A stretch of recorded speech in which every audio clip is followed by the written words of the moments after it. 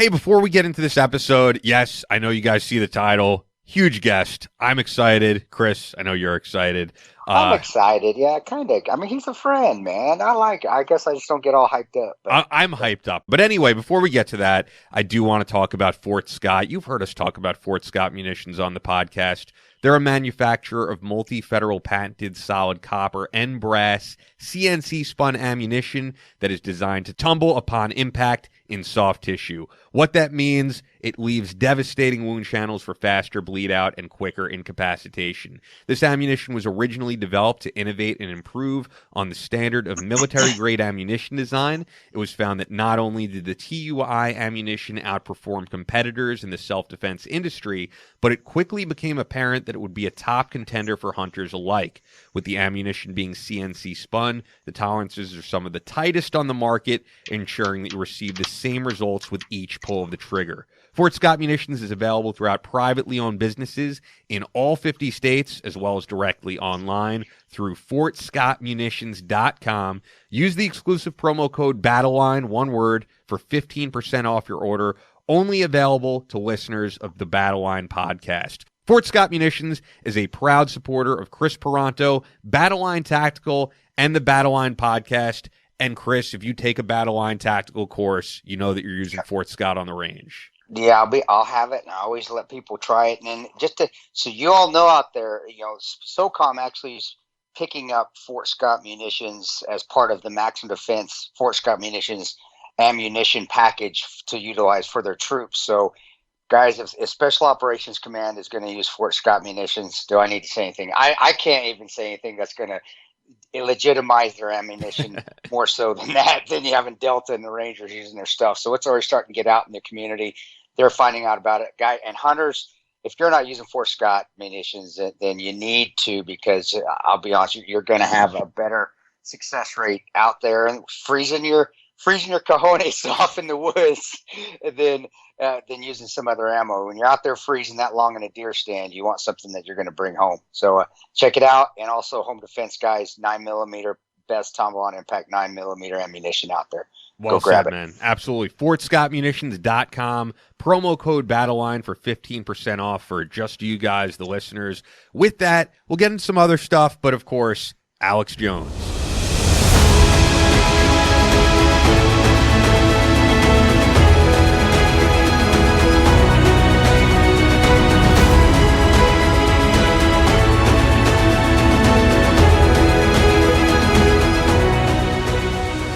On the microphones, pure and uncensored American straight talk.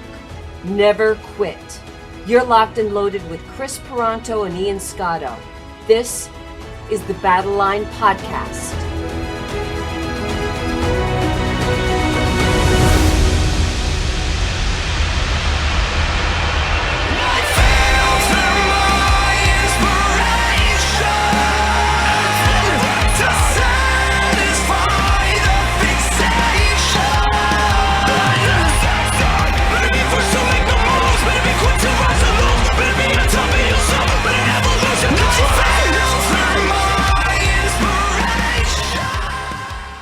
Battleline Podcast, episode 13. Safe to say, this is the biggest guest we've had on yet. I'm so psyched to be talking with Alex Jones, a guy who, I'll be honest, I've been critical of certain things that he's said over the years, but also a guy who's been very insightful and more than anything else was really, to me, a pioneer of the whole internet broadcasting and streaming and doing it completely independently. I mean, I think when I first saw Alex Jones, much like other people, their immediate reaction is like, how are they letting him say this? And the reason was because he did it all on his own. He didn't need corporate sponsorship. He didn't need the mainstream media. And really, no one did that before him. This is before there even was a thing called podcasting. Yeah, he is the forefather of all. And whether you like it or not, guys, you like what he has to say. You wouldn't be out there. Guys have your own podcasts, the Joe Rogans, the Battle Lines, the Ian Scottos, the Chris Perantos right now. Yeah, you wouldn't have podcasts or internet radio without Alex Jones. So like it or not, hey, we all have to say, you know what, thank you to Alex for allowing us to have this media now, or we just have the mainstream media out there. So like him or not, he's the one that you can honestly tie back to where he's one of the ones that started this internet radio, and he's still out there doing it, even though people have tried to shut him down. Yeah, absolutely. And we'll get into all that with him. We'll try to hit a lot of topics. I'm going to try to see if we could get like a somewhat calmer Alex Jones, because I feel like it's so hard to get him to stay focused on one topic. The way his brain works is just so fast. So you get into one topic and he's suddenly on to, the last time you were on with him, you were just talking about what was going on in Iran. And the next thing he's talking about is the president going to be assassinated. And you're like, slow down a little, bro. That's what I love about it. But that's how come we work, because our brains kind of work that same way. So you know what? I can't wait to have him on the show and have him on here in a little bit, because I want you guys to talk, and I just want to hear him listen, and I'll put my 2 cents in, and of course put my little laughs in, because that's just how I am. But I'm looking forward to, just because that's the way I think. You're thinking, and all of a sudden there's another tangent comes in, and you don't want to finish your first thought, so you jump to the next thought. That sounds like me. Perfect. Or I should say I sound like Alex, because he did this before I did, so got to give him respect. Yeah. But I can't wait. I look forward to it, because again, I just like the way he thinks, and I follow it well. Because I'm so, sometimes, and I hate to say scatterbrain in a bad way, because I don't say it, that's not negative, but we both are a little scatterbrains. And that's just how it is. But that's a good thing about him. That's what I like about him. Hey, so before we get to him, I did want to talk about this. The episode that we put up on Monday, we recorded on Saturday. So it was pretty much a few hours prior to hearing some really insane, devastating information, which was the death of Kobe Bryant and his daughter and the others who were on that plane. And I know you are a big sports fan, Chris. Where were you when you heard it? What was your reaction? Because I think it goes into a lot of what we talk about on this podcast about not taking life for granted. No one thought this is not a guy who was sick or anything like this. This was completely out of nowhere. I'm not in awe of superstars or anything like that. It's not me at all. I was more, it's sad. It's just like when anybody dies. I think it's sad, regardless of who you are, because you had the Air Force plane that got shot down the next day, and we can even talk about that a little bit if we want to. Sure. I was just, because it was the family, it was the daughter. That hurts, because I imagine traveling with my daughter and flying in a plane and being up in the sky with her, and you start hitting turbulence. And I hate flying now, guys. I can't stand it, because I just seems like I know every little sound I hear. I know what it is. And if I don't know what that sound is, I do hear it, then I'm worried something's wrong with the plane, it's not right. But I just having your daughter there, and that's what I went through my head. It's like, oh my gosh, how awful would that be? And how, as a father, would you handle that with your daughter? It wasn't thinking of, well, it's Kobe Bryant, NBA basketball star, because I really don't follow the NBA as much anymore. Honestly, I don't even know who's good anymore. I follow still more college football, because that's what I play, and I still think there's still some genuine people, sports addicts, that like football, not because of the monetary value of it or because your sports team, is just honestly like the competition. The NBA, though, I know Kobe because of when I was growing up. He was a rookie, and I was in high school. Gosh, I'm dating myself a little bit, but it was that father aspect. Yeah.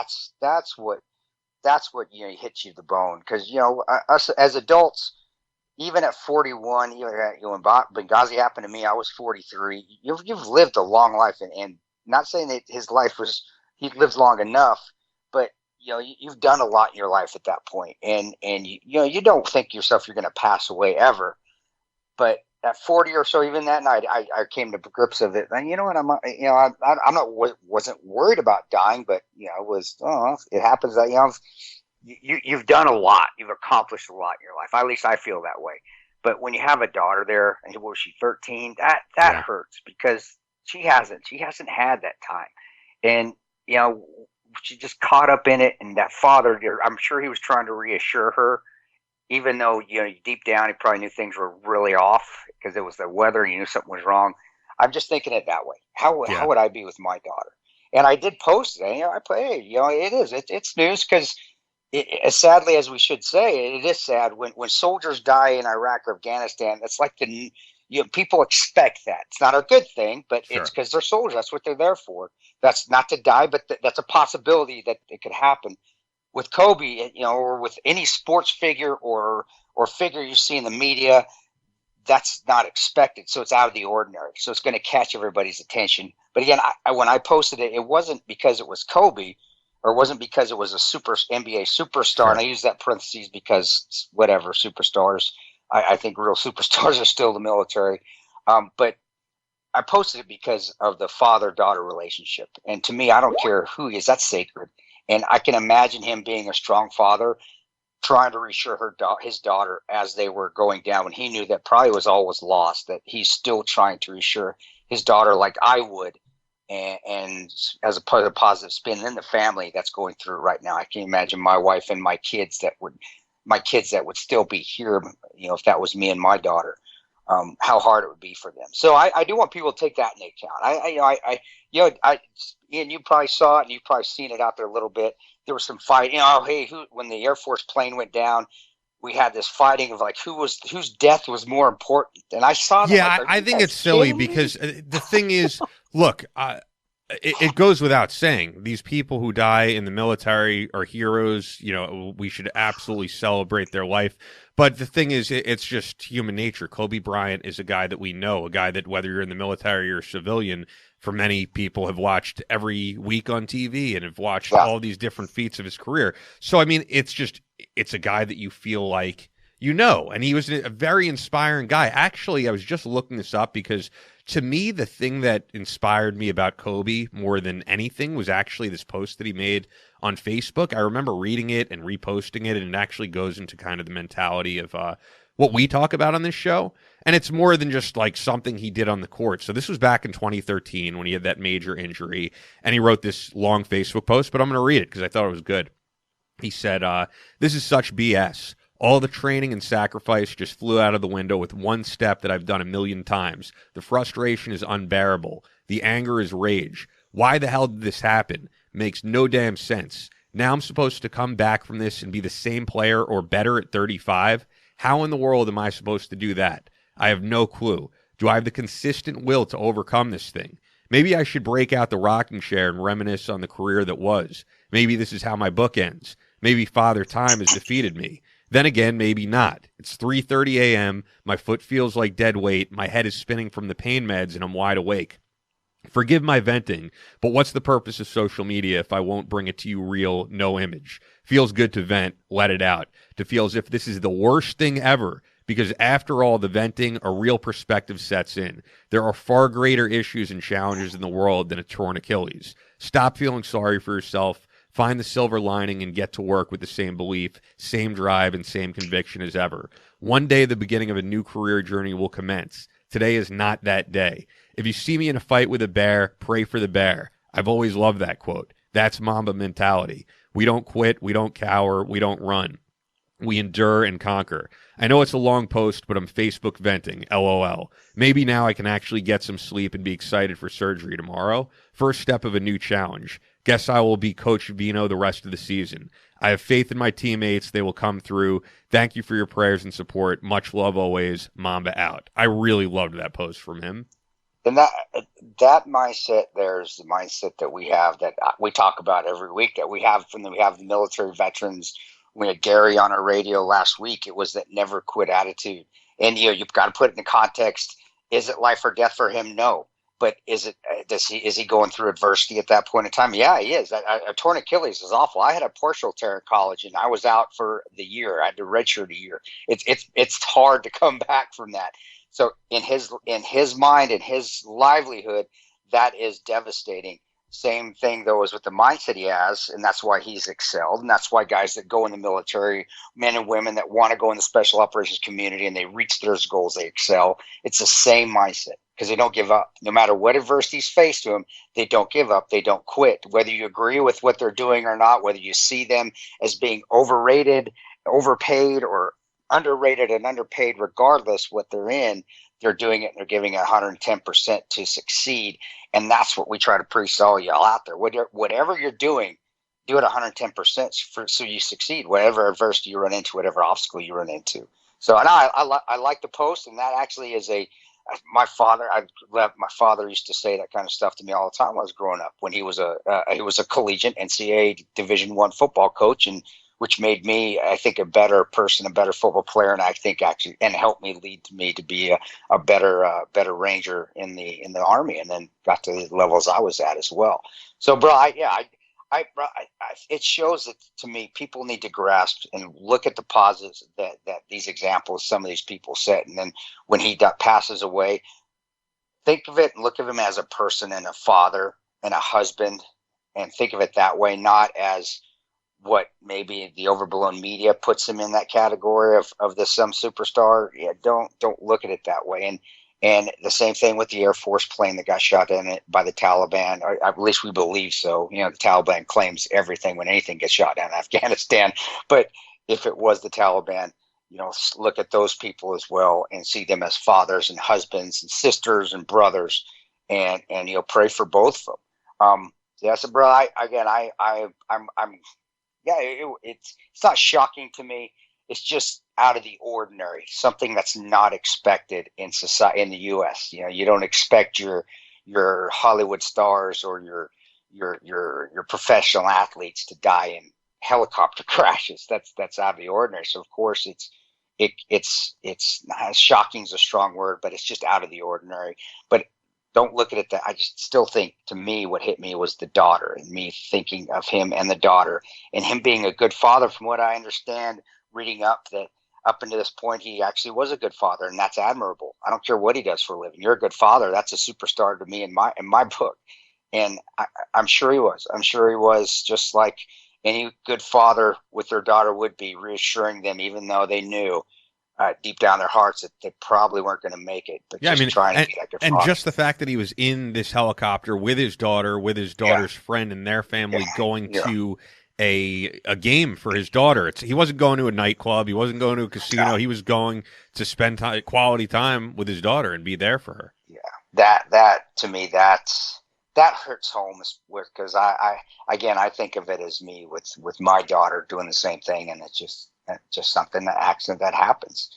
And I get a little upset when I did the two on Facebook, and I'll be honest, I wanted to see what the reactions would be, and most people were pretty good, but there was a few it was a comparison of deaths. It's like, how sick have we become that we've got to compare whose death is more important than the others? It was astounding to me, and I did actually put a rant on Facebook telling people that were ranting and saying, "Oh, this death, the Air Force deaths are better than Kobe's death. No, Kobe's death's better than the Air." I basically said, "Fix your shit." Yeah, it's funny because I think you and I have different friends on Facebook and all that, and you have a lot of the veteran following, or and I live in New York, so I have such a different following. Most of my personal friends did not serve, although I know a lot of great people who did. So I did see some of that, and I fully agree with you. And then I saw people who had to make this all about the allegations from years ago, and it's like, the guy just died with his daughter. Let's not get into that right now. This is not the time. Yeah. I've made mistakes, guys, and everybody knows that out there. I've made mistakes with my wife and mistakes with my family, and we all do. And I remember when he cheated on his wife. He was caught. If any of you law enforcement or military veterans out there are condemning him for that, I can put money on it that quite a few of you probably have done that yourselves. So I don't be hypocrites out there and condemn for that. Since then, like you said, Ian, and I agree with you, and I don't pay attention to the TMZ world too much, except when we're with Raph, because I like to talk to him about it. But, he's not even into that world. He's into this world. He's into the Alex Jones world. That's just what he has to do to make money. He's awesome. I know him, Josh, but what I'm in agreement with you is that since then, he's become from what I understand, again, I don't follow it a whole bunch, but I've become a model father, and to me that makes you a hero. You're a good father out there. You can do whatever you want, make millions of dollars in the NBA, go be with the unit, or go be with the 75th. If you're a good father, that makes you a hero, and that, again, that's what stuck with me more than anything, and that made me feel bad, because I just that father, just that strength, trying to be that strong father when the world, it literally, your life is probably going to end with your daughter, and what you're thinking in your head, but you're trying to stay positive. And I could put money on it that that's probably what he was doing, saying, "Hey, Yeah. we're going to be fine. Everything's going to work out. I love you." And then it happened. And you know what? That to me, that's a hero right there. And so I'm not. Yeah, I get sickened by the fighting with the infighting. It really breaks my heart that but some people and some of us are like that now about whose death is more important, when honestly we should be praying for both the Air Force pilots and the Air Force plane that went down, along with a father that went down with his daughter and his daughter's friends, doing things what fathers do, and it happens. Yeah, it's a freak action. So. Yeah, that's it, man. I guess that I know I'm rambling, but that's it. That's I don't really know what else to say. Yeah, I agree, man. I think that sums it up. Was there anything else you wanted to say about the Air Force situation? I just with that in the military, it happens. I didn't get into the midst of it as far as how the plane went down. I know it was reported, regardless whether it was a Stinger missile or an SA-7 or they just got it down with machine gun fire. Yeah, that Air Force plane just. Remember, if you're serving, no matter what happens, you're going into harm's way. That is a real possibility, and the threat of the Taliban, and that's still out there. And so much in the peace talks. I love how we get into politics. Oh, we're having peace talks with this group. We're having peace talks with this terrorist group. Every time we have a peace talk, that is just that's the stoppage for them to readjust, refit, rearm, and and to rearm themselves and get back in the fight. We should never have ceasefires. Ceasefires are ridiculous. That just gives terrorists and the enemies the ability to re-strengthen after we've kicked the crap out of them. It's happened for I don't know how many years now. I think since probably the Vietnam War, we're giving them let's do a ceasefire. There's no ceasefire. They're just getting their stuff ready to go so they can come back out and fight again. And that's exactly what happened. So these nation building things that we do, brother, and I've been in them, and I'll tell you right now, they're worthless. We shouldn't be in these nation buildings because all we're doing is losing guys, just losing people left and right, trying to do this nation building, a counterinsurgency stuff that Petraeus, I think, wrote that hearts and minds. Nah, it doesn't work, and we're still losing people because of it. And that's heartbreaking to me. Yeah, and the nation building is why we're in these forever wars, these never-ending wars, because and I think it really is naive to believe you're going to turn a Islamic Middle Eastern country into like a Jeffersonian democracy or democratic republic. They don't want that. No, you can't change ideologies. If it takes, let's put it. Yes, you can over 1 million years, and I'm being facetious, but it takes a very, very, very, very long time to change ideologies, and it's not helpful for any. And all we're doing is creating animosity, and then all the work that you've done in a country, and we go back to our episode with Jack Murphy, all this. That one thing, like where Clint Lawrence has one bad shoot, you've just devastated years of work that you've tried to get out changing an ideology with one minute where you killed the wrong person because you shouldn't have, because you shit your pants and you panicked. Guess what? 10 years, 20 years, 30 years that you've worked on trying to just get to be friends with a clan, you've ruined in an instant. So I'm agreeing, dude. We're destroying these nations. We don't need to do any more nation building. I honestly believe that if a nation hits us or terrorists hit us, you smack the living crap out of them, and you tell them don't do it again, and you go back. And people say, well, that's going to keep happening. It's going to keep happening. Well, then you just keep beating the shit out of them every time they attack you. And you tell them, hey, if you don't attack us, we're going to leave you alone. You attack, but that's a fool's world too, because we are politicians that love power and just love not using common sense with their foreign policies. But that's a whole nother episode. I could ramble on that for an hour and a half. Yeah. You know what? It's funny you saying that makes me realize. I was thinking about this. I have all of February booked for guests.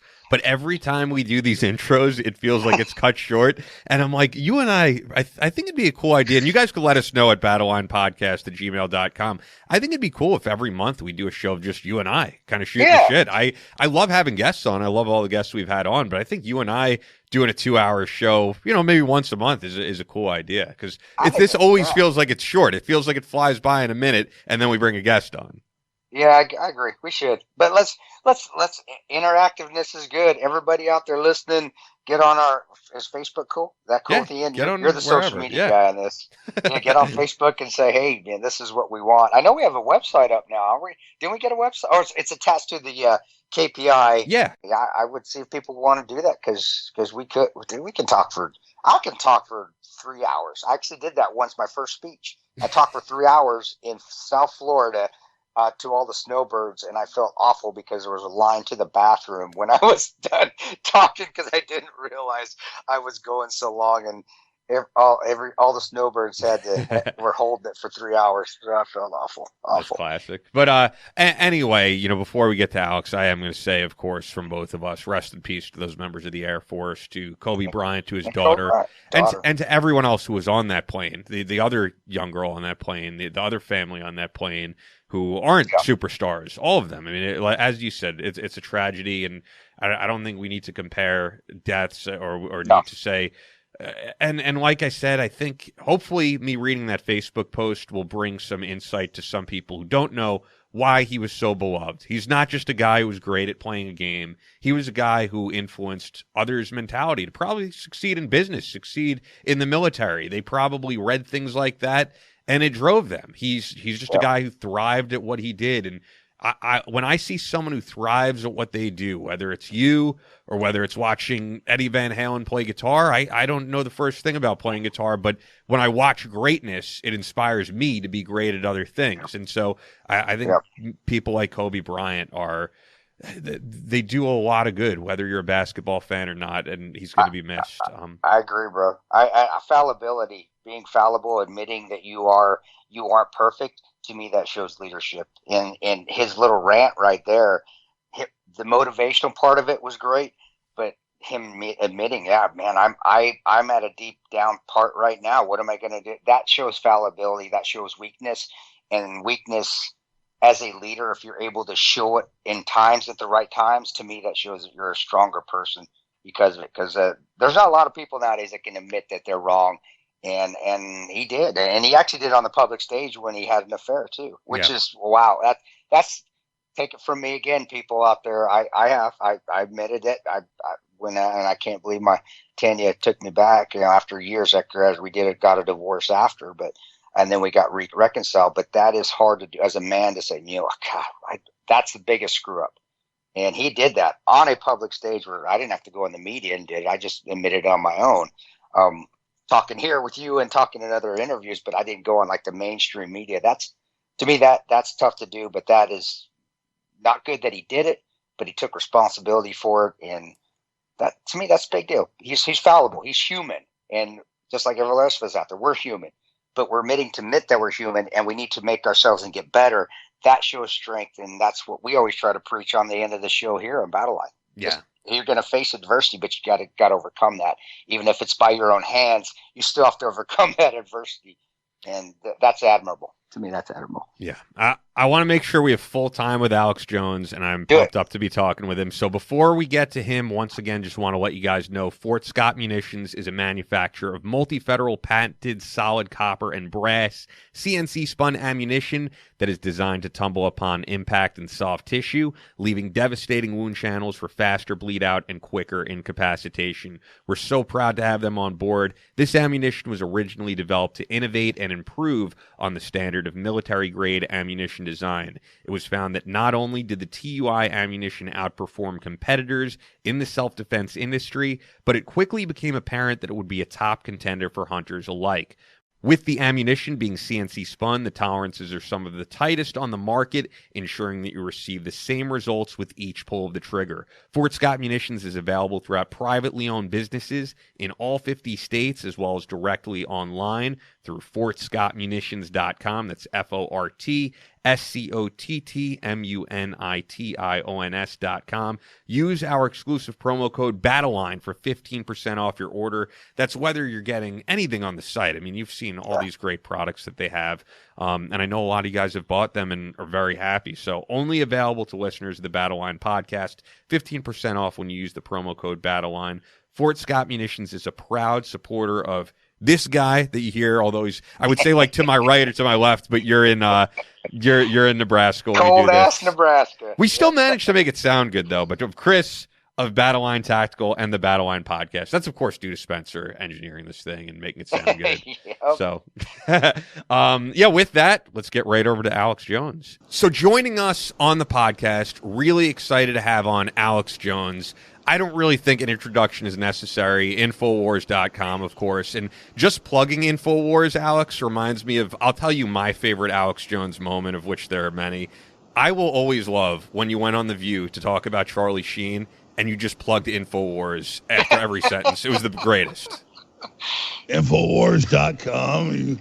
You let him say whatever you want, but Infowars.com. I remember that you were like, Charlie, we love you, Infowars.com. Infowars.com. Yeah, let me tell you something, Alex. Ian is fangirling you big time, man. He talks to me he's like, Tano, who the hell's Tano? I want to talk to Alex. Well, the truth is, Ian and I have been dating for a long time. That's what I figured. I knew it. I knew there was something. We're engaged to be married next week. All right, I'm breaking. I'm done. I'm done, Ian. I'm breaking up with you. I've had it. Crazy. Cheater. So, you know what? The first thing, actually, I would love to get into, Alex, is I was saying when we started the recording that whatever people think of the views that you've given over the years, you really are a pioneer in alternative media. The fact is, before there ever was a podcast, you were doing what you were doing, live streaming on the internet, and I think a lot of people's reaction was, how is he even allowed to say this? And it's because you did it without corporate backing, without the support of the mainstream media, and you're still doing it today. Well, that's what's going on, and they always misrepresent what I said. Like, oh, this guy shouldn't have a speech. Who cares? The answer to bad speech is good speech. So anybody that says we shouldn't hear speech is an authoritarian and very, very dangerous to society. That's why I'd like doing Alex's show. I know I'm honored whenever he wants me on, and he lets me. Alex, you let me talk, and whether we agree with stuff or not, which 99% of the time we do agree with each other. You let me talk. You let me say what I'm going to have to say, and that's why I don't do a lot of the mainstream anymore, because it's not. It's going in agenda. It's going one way or the other. Well, that's it. There's not pre-constraints. When I'm on your show or you're on my show, we're humans. We say what we want. If you disagree, you get in my face. Vice versa. That's what freedom is. That's what America is. And anybody saying we need pre-constraints, like Sacha Baron Cohen said a few months ago, he says, there's a claim that the EU wants a Muslim invasion called replacement migration. That's an official UN plan to bring in Muslims, nothing against them, to replace Europeans. That's a UN plan. But Sacha Baron Cohen says if we mention that, we should be banned from the internet. That's dangerous. Right, and that's because what you're doing is you're trying to get to where make people think one way or the other, and you're trying to put.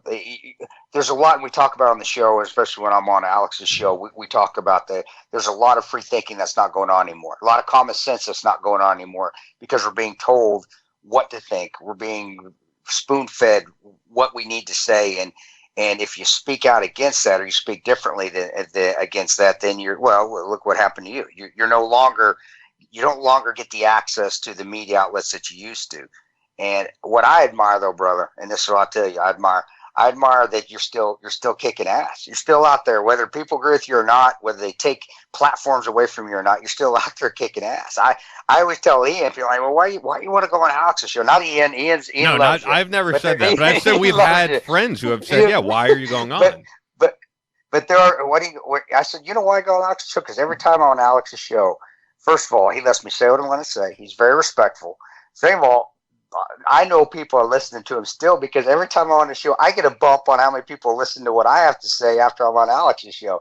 If that doesn't tell you people aren't still listening to him, whether you like him or not, then you're full of shit, because they are. Look at this. I can tell. I get more of a bump than when I used to be on Fox, and people used to hate saying that. It's the truth. This is how it is. If that didn't tell you people's not listening to them, then I don't know what is. And that's what I admire, brother. Well, let's expand on that, because I'm willing to take a hit for telling the truth.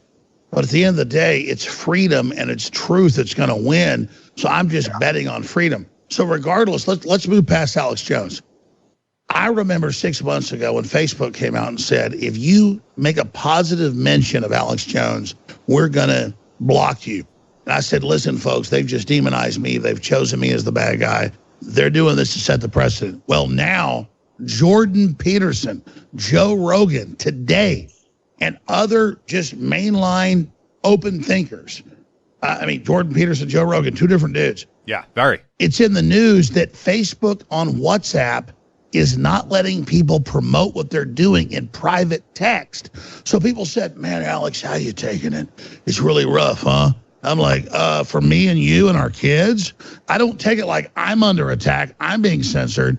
I knew that I was being set as the precedent for everybody else. And now it's here. Private text messages, AI is watching it and then saying you can't promote even mainline people. That is beyond evil. That's what AI was built for, and it's being abused up front. We need congressional and presidential action to say, in America, we don't listen to your phone calls or your text messages. You want to say, oh, we're going to censor your post on Facebook. We're going to censor your post on YouTube. Okay, private company. Now you're watching me. It's a surveillance issue in live time, and you're going to censor me because I sent a Jordan Peterson clip out? Come on, folks. If we give into that, we're done. I mean, the Chi-Coms aren't that good at evil. Yeah, and I've been saying it. Why isn't the FCC stepping in? Why? You're right. Why aren't we having? We have a president in office that you would think is friendly or at least empathetic to what we're doing here and trying to keep free speech alive. And there's still, you're just going on right now. It's getting worse. There's stuff tightening up, and I don't get it. I'm going to keep saying what I'm going to be saying. I know you will too. But if they're going to censor everything that we do, plus now censoring text, are you kidding me? Well, they're surveilling, Chris, as you know. They're surveilling private texts. The subject isn't, oh, you're a private company, do what you want. Like, you're in my private voice memos, you're listening to me. Only AI can do that, and it's sick. So people keep saying, Alex, we really feel for you. Just don't feel for me. It's like if my house is burning down and your house is next door, I just want to stop the fire. Yeah, and the weird thing is people are so conditioned now to this that they're okay with it because they're voluntarily buying Amazon Echoes and using Alexa, and we already know that the surveillance is being done on those, and we're saying, yeah, wiretap my home. And that's because they're good people. So they say, well, I shouldn't mind if these things listen to me. I have nothing to hide. Well, people 10 years ago on Facebook would say when they went to vacation where they live, they would get robbed. Just because you're a good person doesn't mean that you should be totally public, because bad people will take advantage of that. And that's what's really happening. And I tell you what, I've seen enough bad people in D.C. to deal with since in my episode that I can't say that the bad people are just the ones lurking around in the neighborhood trying to rob your house, brother. Bad people are everywhere. Bad people are up in D.C. more than anything, and I've seen that firsthand. I've seen a few good ones, but the bad ones and the ones that are the control mongers and the egomaniacs, I've seen more of those up in Yeah, we shouldn't set the table where a bunch of weird corporate big tech companies can read what we're doing and have AI tracking us in real time. I mean, that's the enemy right there. So I don't care what BS claims they've got or why they say they're doing it. That's the enemy right there.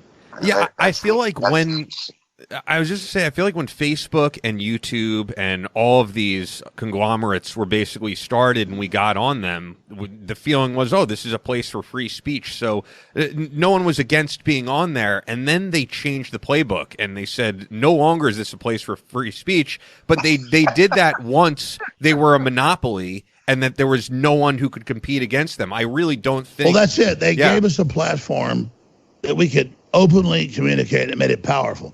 And they went, oh, by the way, not just will we control what you say, we're watching everything you do.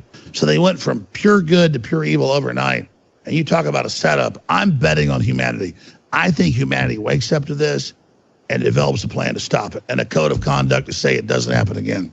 Right. Well, if we're going to do it, though, we've got to have people up in D.C., we've got to have people in office that are willing to metaphorically jump on that grenade and stop it. And, brother, I haven't seen it. I haven't seen it. No, you're right. The average person lines up and says, who do I sell out to? Yeah. And so we build the country, our ancestors build it, and these jerks come along and sell it out. And that's the big question. How do you deal with them, Chris? Bro, and I don't know. Aside from, and I'm not a proponent. I'm not going to. Those that have seen war don't want to see war again if we don't have. No, I agree, but they have no default position what they stand for. They just sell out. So those of us being screwed by them, we have to ask the question: what do we start doing to say no? I'm not saying I have some position. I agree with you. I'm just saying they're at war with us. These corporations are at war with common sense. So we should start permutating the political, the economic, the response. I'm not saying military, because I get with you, it's like a default military response. I respect that. But I'm just saying, how do we respond? Well, see, and that's where when I always tell Ian, I tell great people, you don't want me to do what I am trained to do. Let the smarter people figure it out. I'm the last resort. I don't want to get to that last resort.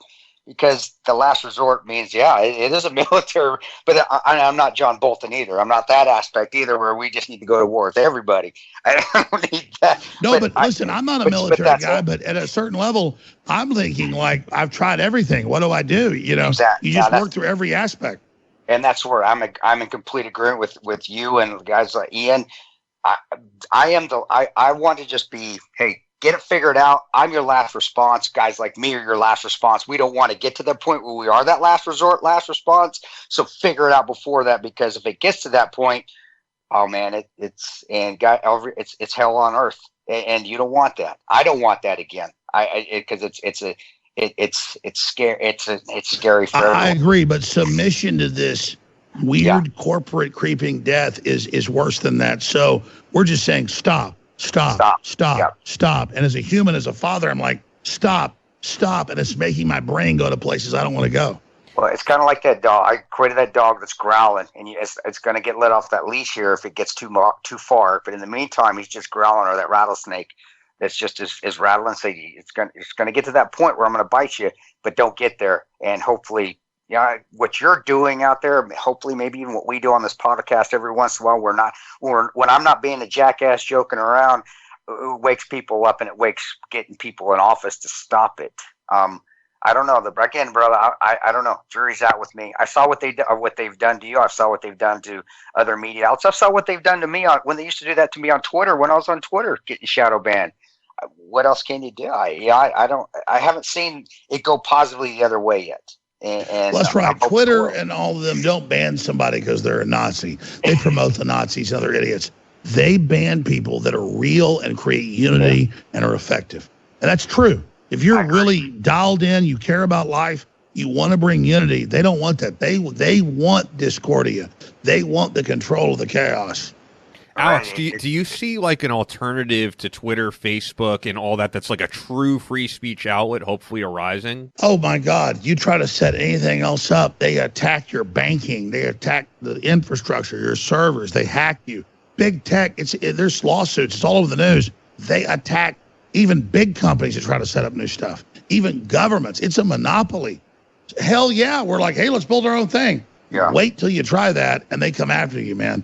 That's the problem. That's why they make you get ready for a fight, because they won't give you any avenue to try to fix it peacefully.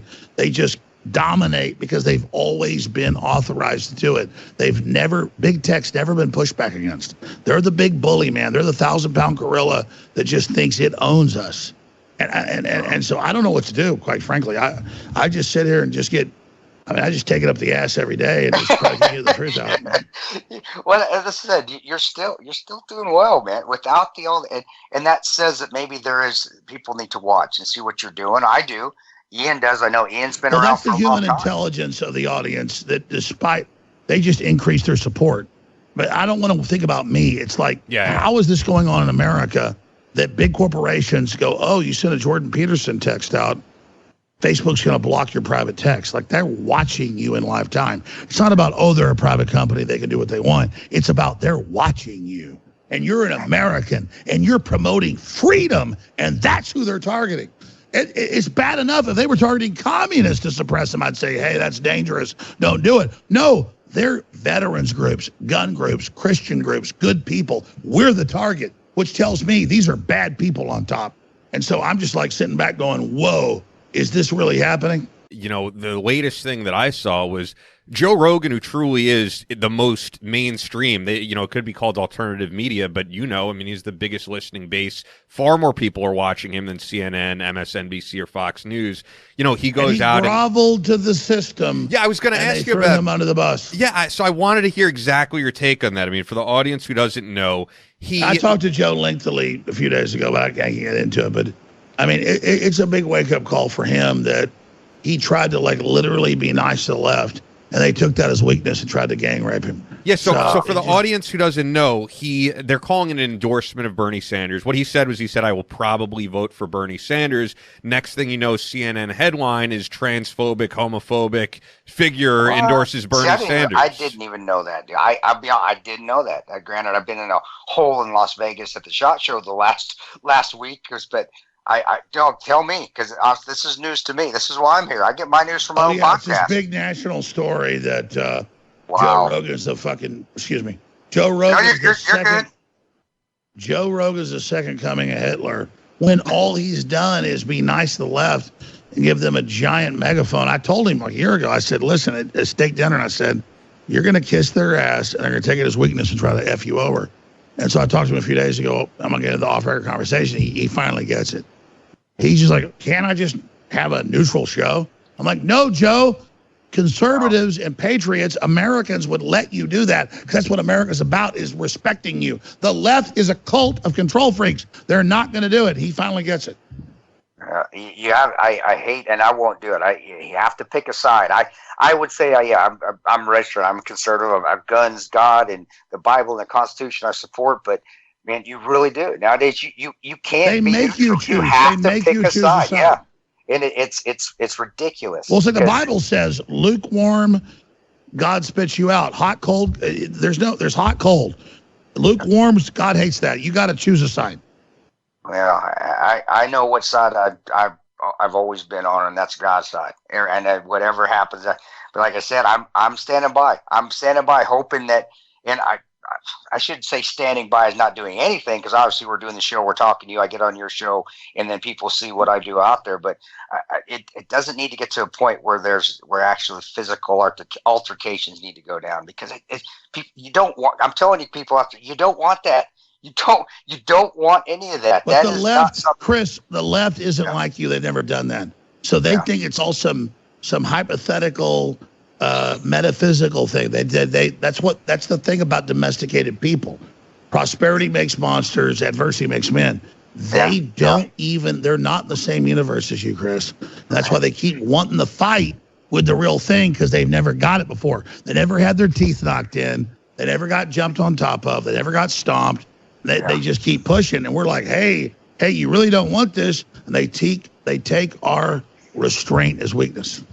Hey, go ahead, Ian. I agree with you. It's fine. It's because we're not in the same room that we end up jumping over each other. But Alex, I know you're a Trump guy. You are a Trump supporter. But one thing I wanted to hear, I mean, you were talking about the stuff that was going on with Jeffrey Epstein far before anyone else. Yeah. And I shouldn't say anyone else, but you were one of the people out there saying it. And I do not get why Donald Trump is working with Alan Dershowitz. Can you give me any insight? I mean, when I think of Jeffrey Epstein, we know this is a guy who's been on Lolita Island with him. I mean, just purely from a messaging standpoint, it looks awful. Sure, the optics are bad. And again, if I find out Trump's involved in that stuff, I'll drop him like an old shoe. Yeah. The difference is a defense attorney represents Jeffrey Dahmer. They represent Charlie Manson. They represent Tim McVeigh. So in American system, we have to respect that a defense attorney can represent whoever they want to. And Dershowitz said he was at the 7-story pervert palace in New York, and they got a massage from a girl. He didn't do it. There's a lot of deep state stuff going on. And if I think Trump's involved with Epstein, I will go after Trump. It's the Clintons, it's the Jets, it's the royal family that's totally involved and confirmed to be involved. Trump is separated from it. But then when he's got Dershowitz up there, who was Epstein's lawyer, you've got to say, why is Trump doing this? And I think it's so Trump has an inside into what's going on. I mean, before I endorsed Trump, I actually met people that knew him well, like Roger Stone and others. I found out his proclivities, and it's super hot chicks. It's not kids. And so I don't see Trump involved in that, but it's all very, very troubling. I think it's a legitimate statement, and it lets the media divert off into, oh, what is Trump doing with Dershowitz and all this? So I think it's a legitimate question. But so far, I see 99% of the Epstein connections to the Clintons and Obama and the Democrats. But I got to tell you, I've told Trump on record that this Epstein thing has, got him out there on the edge with me. Yeah, it looks terrible, and there's a good reason for it. I get the defensive lawyer rationale, but it looks terrible. It's going to push some of his followers away. And I'm the same as you, brother. If he's involved in this Epstein thing, I will speak out hardly against him. I don't see it, but if it is, then I'm with you, because that's just something you don't mess with. You don't. Children. Exactly, Chris. It's all very incestuous, and I mean, literally, there's no Trump connections until he goes and gets Dershowitz. It's like, why are you doing that? Like, the Clintons are done. We have them in the gun sites. They've totally run this blackmail scheme. And so what are you doing? Because the media's like, oh, look, at his hotel, we have Jeffrey Epstein. Well, that's not proof. It's a hotel. Yeah. It's a public party. But then when he gets the lawyer and all this, it's really troublesome. Yeah, it is. Well, if you're using the rationale that he is the best constitutional lawyer out there, still, though, who's the second best then? I agree. That's anyone not associated with Jeffrey Epstein, please. Yeah. I'm with you, bro. Hey, Alex, I want, because I've seen you, and I started going on your show right after the movie came out, 2016. I've been on your show, I don't know, 3 or 4 times. What I would like, and what I've seen, this adversity that you've gone through. I know we've been talking politics and what I want people to know, because the show is very positive. It shows about overcoming adversity. I want to know, first of all, because a lot of people don't know how you got started. I don't. I really don't know the inside story of what I've read. And then all the way up to where you really got shit on, and you're still out there pushing it. You're still out there overcoming, man. And I want people to know that, so they know about you, and not just the Alex Jones, what you see in InfoWars, but the Alex Jones that has that drive, and that has that drive to overcome and be the best at what he's doing. And you still are. You're still doing great. And that's Chris, what I want to know. Yeah, if you can summarize the best you can. Sure. I mean, 26, 27 years ago. Wow. I was 21 years old. And I just loved America, and I was going to community college ahead of going to UT, because I could go to UT right away. I had good grades, but I wanted to go to community college, try some courses out, have a few jobs in sales. And it was just all anti-American crap. So I went and looked at some UT classes. It was all America sucks and all this race-baiting stuff. And I went, wow, all that stuff I grew up hearing from friends and family that were, right-wing conservatives is true. I always rolled my eyes at it. And then now I realize it's true. And so I started an Access TV show like 1995. About 6 months later, I had a local radio show, and they got really good ratings. And then I didn't just count on that show. I went ahead and syndicated out of my own house a 2-hour radio show every night that was on over 20 stations on satellite. Wow. I called the satellite. I cut the audio. I said, how do I get on radio? So I was already really successful, 22, 23 years old. Then I said, hey, I want to show people what I'm saying. So I started buying video editing equipment, shooting videos, made a few films. And I made a film about 1997 and, made a couple $1 million off that film. And then I funded crew and other things off that. And so that was really the start of it. Instant success, promoting Americana, not from a right wing or left wing view, but just a pro freedom view of what's really going on. And then I guess about 24 years ago, I got syndicated with the syndicator I'm on now, peaked at 300 radio stations, criticized the system, went down to about 100 radio stations. But that's why they take us off the internet. We still have a bunch of radio stations that are still there.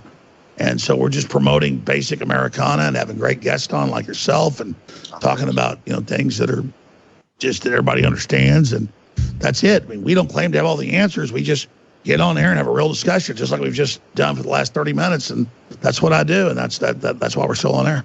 Dude, that's to me, all y'all listening out there, watch Alex's progression. Look at what he's done. And then whether you agree with him or not, you cannot say that he doesn't work and go at 110% all the time. Because I know there's probably people out there that what happened to you, what happened to them, they would have shut it down. They would have said, I'm done. Screw this thing. I'm done. I'm not doing it anymore. And I said, you're still, from when I was on until now, you are still rocking, because I can see just the responses that I get from being on your show. And again, I admire that. It doesn't matter what you do if you're going 110%. No, again, it's the perseverance, and I admire you too. That is awesome. That's awesome. It's all about the Americana perseverance and not buying all the attacks where they lie about who we are. I'll be quite frank with you. I work harder now than I ever did. And it's because they tried to steal my identity. They lie about what I said. They lie about who I am. And I realized, oh my God, if I actually go off the air, they're going to have free reign to say whatever they want. Oh, they win. So now it's gone past it being work. The problem is I want to work too much. When you're fighting for your life and your identity, there's endless energy. It's just like people say, how do you do this? My God, they're trying to steal my identity and shut me down so they can say all these lies about me. I'm not giving up. And quite frankly, it's explosive. No, it is. And you surround yourself with good people still. And it says a lot. So, yeah, brother. Well, it's an American success story like you guys, and I love you. And I appreciate you having me on. And I just pray for President Trump in America. And I think the better days are to come. But all Americans have to seek out the conflict, not back off from it. We're not looking for trouble. We're not looking for fights. But, a lot of folks are bringing fight to America. So we need people that are ready to stand up and fight back. And that's what we're doing. Doing good. Yeah. Doing great, bro. There's a lot of stuff that people probably want me to ask you about and Chris to ask you about, and I would actually urge them to go back and listen to the last time you were on Joe Rogan, because you addressed a lot of things that, you'll be honest and say 3 years ago you were not in line with some of those things said, and as you said on Rogan, the problem now is that the media outlets could put out that you're still pushing things that you've walked back from 3 years ago, and because you're off social media, you're no longer able to just come out and say, hey, that's not what I'm talking about right now. And yeah, they get to control the narrative. Well, yeah, even 3 years ago, like say 7, 8 years ago, I would say things hypothetically and say, oh, I get why you're saying that. I used to do this thing like, I get what they're saying. I get what my show was like, this group says this. Let's talk about their view. This group says that. They edit that down. So it's not like they control my speech, but I've learned to realize they're going to edit it. So I just say, here's where I stand right now. Boom. So they can't do it, because that's what they do. And it's incredibly deceptive. It's very, very dangerous. Well, I've learned that the hard way the last 4 years as well. Just seeing I go in the paper, CNN International, I said something about, I think it was when Trump said something about the captain that died overseas, and they misconstrued everything I said in the article. I was like, gosh, I didn't say that. That was my lesson to it right there. Like, wait a second. I didn't say what they're putting in there. They put half the truth in there, and it shows that's why I don't do a lot of the mainstream anymore. I don't like to do Fox. I don't like to do CNN. And the good news is, Chris, nobody buys them. And I don't know what they're going to do now that nobody buys them, because we can be absolutely specific about what we're saying. They still distort it, so they're killing communication. I don't know where it goes, because I can't even do an interview with mainstream media because they always lie. I could be absolutely circumscribed and read off a thing I wrote, and they will still lie about it. And at a certain point, it's like, you know what? I'm not perfect, but I'm not the enemy. You're the ones that lie all the time. And I believe in America and the world to say, F you, we're done with you. And that's what it comes down to. But the level of lying shakes me up, because I can't believe they found this many people that will just lie and lie and lie.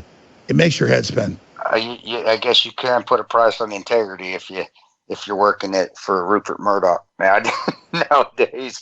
Oh, he's just as bad. I agree. Fox is just as bad. Well, yeah, I agree. Chris, you were saying before we recorded that you had a frank conversation with Alex about how his views were distorted during the Megyn Kelly stuff. Well, I thought he was railroaded, and you know what? We can talk about it or not. I know if you ever want to set the record straight, you can do it with people that with that Megyn Kelly interview. It was when you're ambushed, man, and that's what I felt like that happened. Like, man, you sound like you. Well, what ambushed. she did was she was still on Fox. Yeah. And so listeners question mass shootings. They question WMDs. They question whenever they said that Trump helped the Kurds or helped what's his name Erdogan in Turkey blow up that city, and it was the Knob Creek machine gun shootout, and Jussie Smollett, all that stuff. So she calls up and she says, I want to come interview. And I said, well, I don't want it to be about Sandy Hook, because I believe Sandy Hook happened. Years ago, I questioned it. That's not my identity. She said, oh, I promise it won't be about Sandy Hook. Well, she airs a Fox News piece, even before I interviewed her, or she interviewed me, playing clips where I said Obama is responsible for the Arab Spring with Hillary, murdering hundreds of thousands of people and destroying Syria and destroying Libya, and it's her fault. They literally didn't show video for my show. It's a TV show. They had edits, and I, on my own show, showed where I was talking about Libya and Syria, but they showed the audio, not the video, and I showed that on YouTube, took it down in terms of service. So I can't even respond when I'm saying Hillary killed people by funding ISIS and Al-Qaeda, and then they say I'm saying it's about pedophilia and Pizzagate, and that's when you're like, man, this is hard to beat. I mean, these people are organized, they're criminal, and they will completely edit what you've said on another topic knowingly and air it on Fox News. And again, Fox isn't my enemy. I'm just saying they're just as bad as CNN. It's who you're getting interviewed by, and it is you nowadays. You just got to be careful with all of it, because you just never know. No, exactly. I would trust a Tucker Carlson. I would trust a Sean Hannity. But like Megyn Kelly was still on there 3 years ago. These people will do anything. And like when you're the recipient of it, you can't believe it that they'd edit together an interview about Syria and say it was about a pizza place in D.C. And you're like, with other interviews, they'll like, it's next level. So, Alex, when I started following you, it was really around, because I'm thinking back earlier than this, but I really got to know some of your stuff in 2008 because I was a huge Ron Paul supporter, as were you, and we saw the mainstream media's treatment of Ron Paul. I know you're a Trump guy, of course, but the treatment currently that I've seen of Tulsi Gabbard and Andrew Yang is really reminiscent of the treatment of the media of Ron Paul back in 2008. I don't know if you see it that way, but I feel like... I totally agree. Yeah. I mean, Tulsi Gabbard, I disagree with a lot of her policies, but you can tell she's a real person. She's calling her own shots. She's a patriot. It's the same thing with Yang to a certain extent, not as much as her. And it just shows exactly like Ron Paul, where they would just misrepresent what he was doing, misrepresent because he was popular at the grassroots. I totally agree. Yeah, I mean, I don't know how you go from being a patriot who has served in combat to being a Russian operative, and I'm glad that she's suing Hillary Clinton. Yeah, well, here's another thing. That they said that Chris lied, that there was a stand down when it was on record there was, and that's bad enough. And I'm not making myself the victim, because actually, at the end of the day, I've transcended it. And I don't care, but I almost feel bad even telling these stories. But they have had House Armed Services Committee hearings and Senate Intelligence Committees where they go, Alex Jones, the Russian agent, they took my bank accounts. They harassed me. They almost ruined me. They cost us millions of dollars calling me a Russian, and I didn't get to be in court. I didn't get to challenge them. And it made me sick that I would go to the committee hearings once I learned about it, and I would sit there and they would talk about me while I was sitting in the audience. And as an American, I couldn't face, I don't know anything about the Russians. I'm not involved with the Russians. I'm an American. I'm literally a red, white, and blue flaming American. And so I'm not a victim telling the story. I'm just saying, when Trump tweeted last week, Schiff should pay for his lies about us being Russian agents. Damn right he should pay. I'm not saying somebody should go hurt him. I'm saying court or somehow. I have been millions of dollars. I have had people spit on me in the street. I have had my kids attacked at school saying your dad's a Russian agent, and I'm a true blue American. And I'm just saying, in the natural universe, these people need to pay for what they've done. I am pissed. I'm not butthurt. I'm not a wimp. I'm just saying, man, I'm not a goddamn Russian agent. I'm an American agent, and I'm sick of these globalists that say America sucks all day, and it was never great, telling me how I'm an enemy of America. It pisses me off. And I agree with President Trump. When does Hillary and Schiff and Schumer and Pelosi pay with no proof? Like yesterday, Schumer came out and said, maybe Trump's a Chinese agent. And like even Rand Paul flipped out on it. I mean, because people go, oh, they just called you that. No.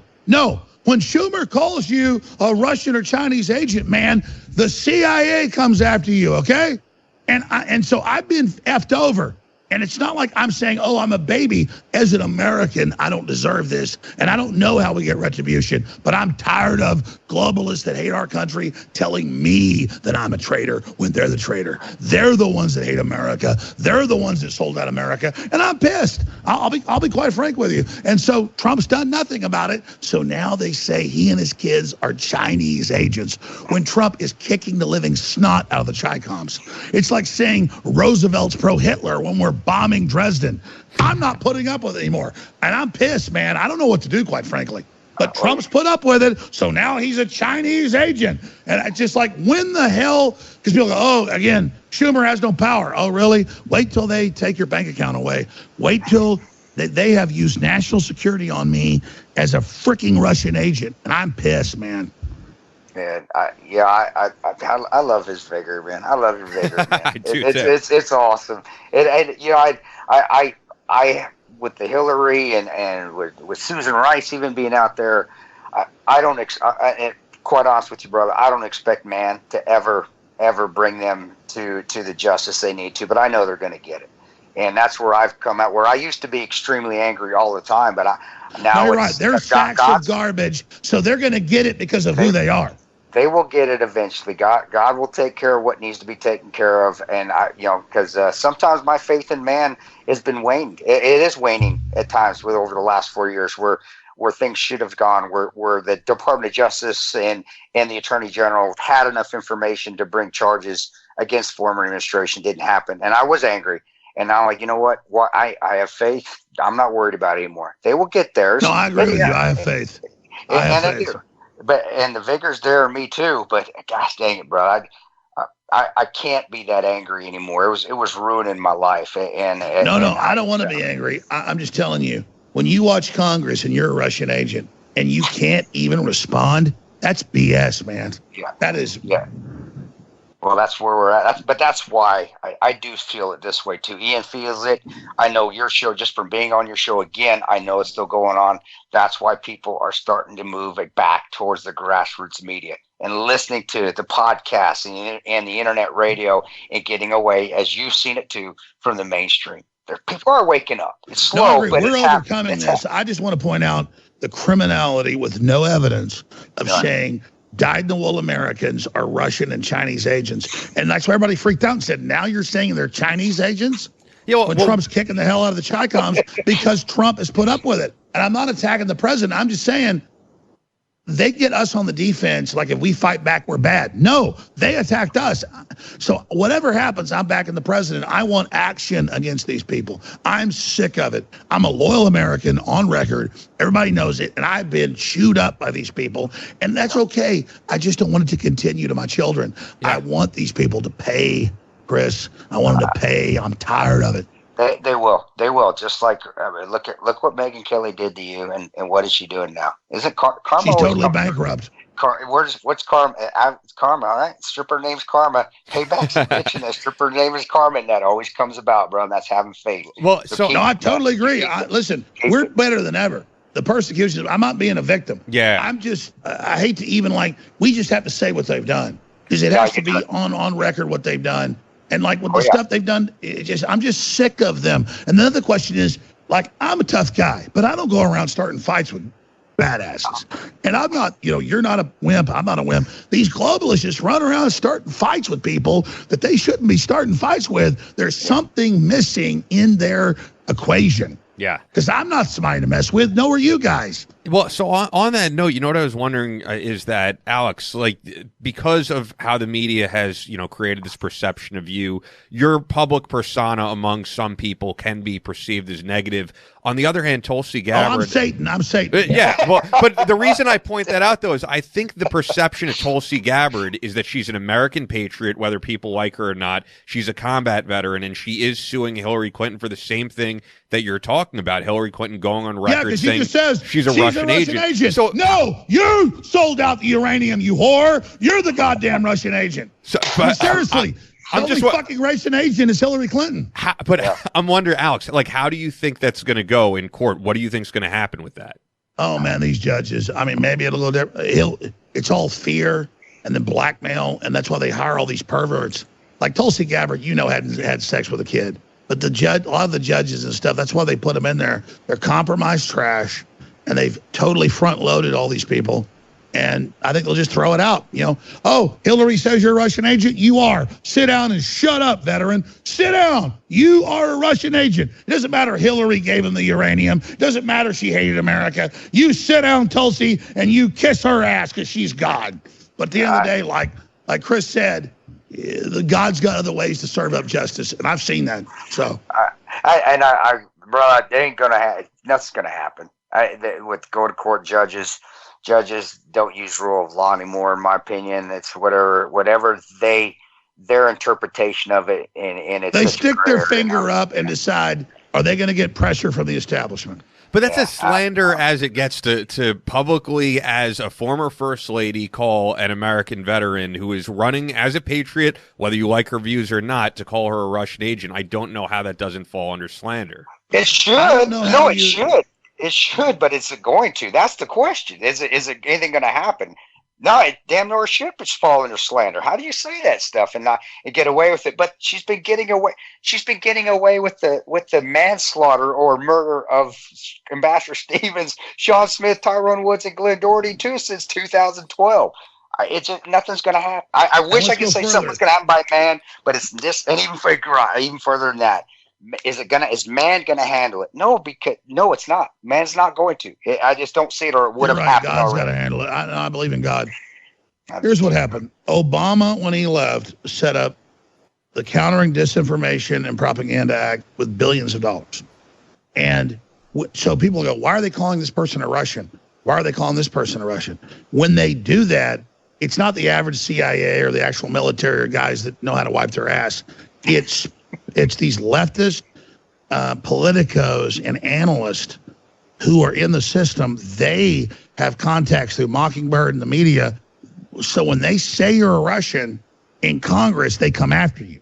So what that means is they turn the deep state loose on you. Why are you calling me a Russian? It means that when she says that, they take that as you really are that. That's why it's so serious. They're like, oh, that's a joke. She called me a Russian. No, that means the deep state's coming after you. And then now they can cut out the surveillance and the special teams. The difference is they've tried to send out hit teams, and almost every special operations person, either retired or whatever, even foreign ones, won't do it. So that's why they're toothless now, is they've already tried to deep state me and so many others. And believe me, you guys involved in what happened in Libya. I'm Chris, I'm saying the heavy stuff here.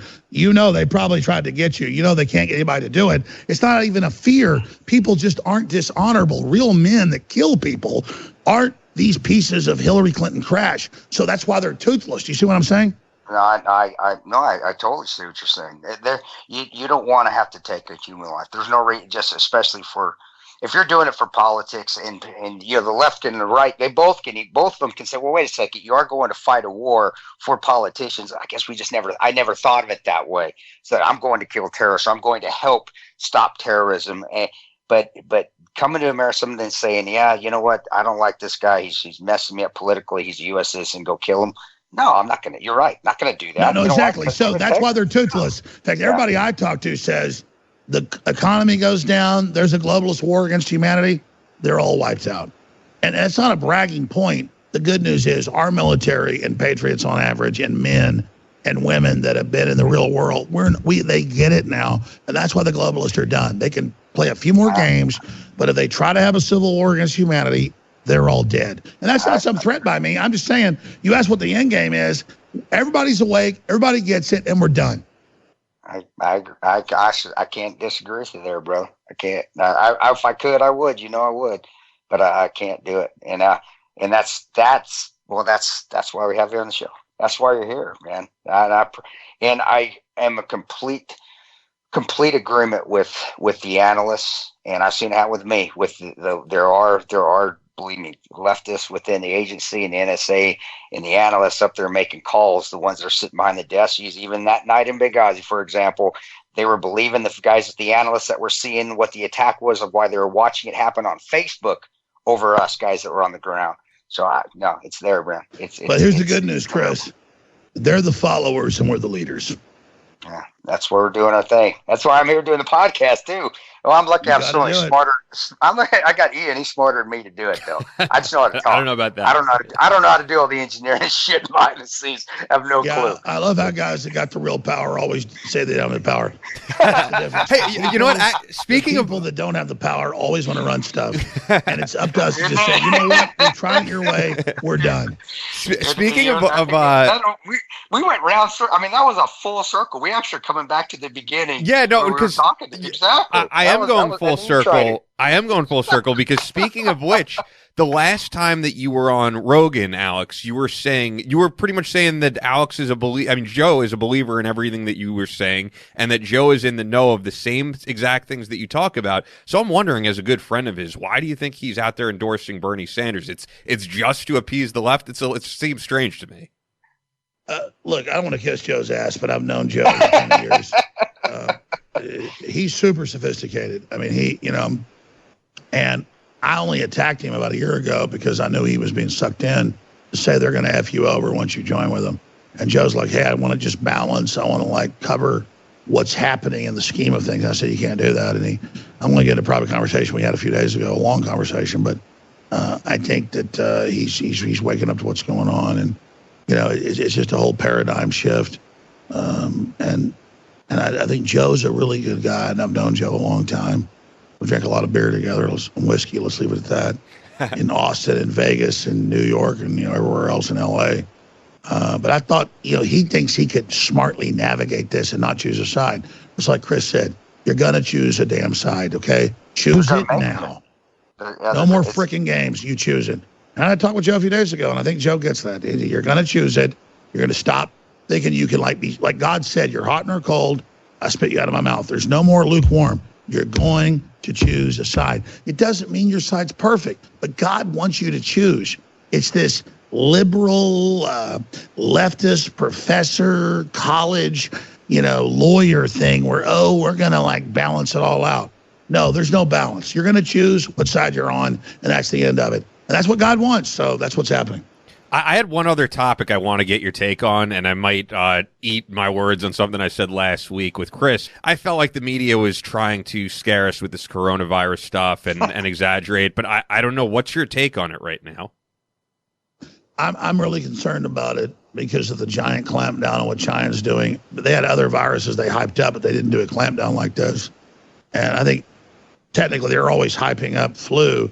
It's really things like pneumonia that really do kill the most people. And so I've had a lot of family die from pneumonia, so I take it very seriously. And so I don't know whether it's hype or whether it's hype and it's real or whether it's, real. I just know that the tremors in the political system are the biggest I've ever seen for an outbreak. And I think the flights being canceled into China and the lockdowns either say they're using this for political control over there, or it's really a big giant disaster, or both. And I don't again have the answers on that, but I think it's very, very serious. And I think so far Trump doesn't want to crash the stock market, but as of doing this show with you right now, I think he's behind the curveball. He's behind the curve. I think he should be responding to it and saying we're going to try to deal with it, because if it's anywhere as bad as it looks like, it's going to be pretty serious. We're taking necessary precautions. We talked about last week, Alex, me and Ian, and you see these things come and go, and I don't know. I don't see it as a scare tactic. I just think sometimes it gets overblown. Yeah, I just remember Ebola. Media does that to overblow it, not to scare you, but just to bring you in to watch their shows. And maybe that is fear. I totally agree. They usually overblow everything, like SARS and. But no, exactly. And you're right. I think what do people die the most of? Flu and pneumonia, and that's always around. So, but the precaution, I think that is correct. Stopping flights in and out of China. No, that's the precaution you should always take for something like this. And that's to me, that's a good administration. Oh, stop it. We're not going in. Nobody's coming in or out because this could get bad. And to me, that's a responsible administration. Well, that's my biggest concern is I have a big food sponsor I've had 12 years. And they're like, wow, we're surprised you didn't call us earlier because I'm never like thinking like business-wise. Like whatever I do. So like last week I'm ordering some storable food for the office because of this. And I go, oh, wait, I should probably promote this. And I call the sponsor and they go, yeah, it's record sales. And then I learn from them it's governmental, it's institutions, it's corporations are buying it all up. So again, I hope it's just a hysteria and hopefully it is, but there's definitely big stuff afoot going on right now. Okay. And that's good to know. That's why you're a free thinker, using common sense, using other ways to figure out the problem. And as far as we don't have a food sponsor yet, so we can't do that. Right, Ian? Maybe we'll get one of these days. Well, we should get you on. My Patriot. I'm not trying to plug them. Yeah. I mean, I literally during this, I barely even plugged them. No, I used to. One of the biggest companies. They've been around 12 years.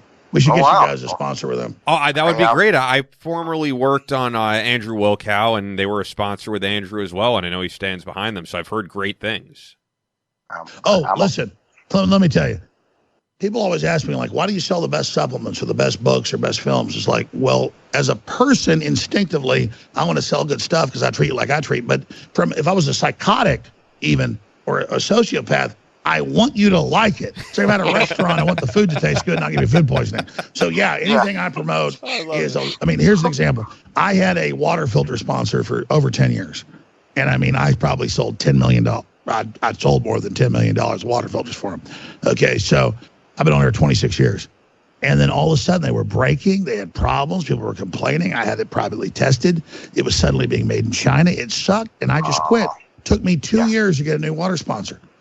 And everybody was like, no, we appreciate that. Yeah, I'm not going to sell my listeners crappy water filtration because I don't want the bad hooju, mojo, whatever you call it. Plus, it's not like some psychotic calculation like, again, if I've got a gas station, I'm not going to sell you salt water in your tanks.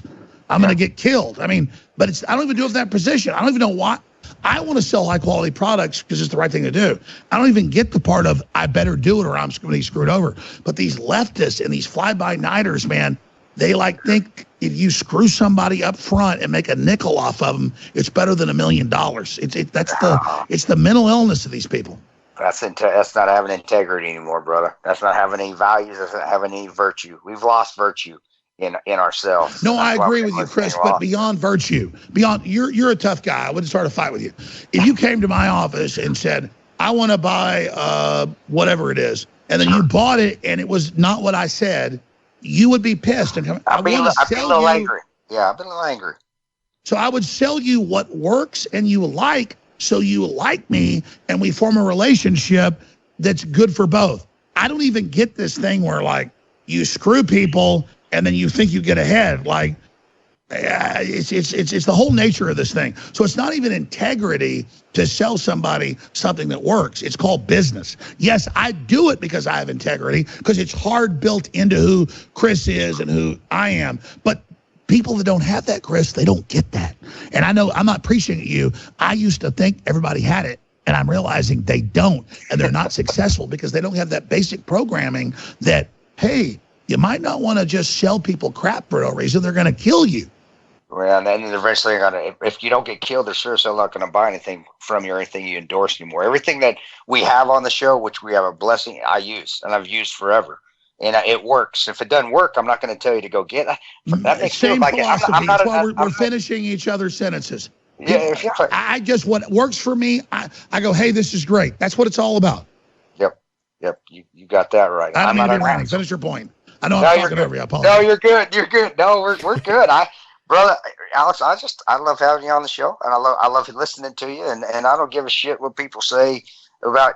Really, if they want to talk bad, let them. I don't care. People talk bad Chris, about. We're on the same page.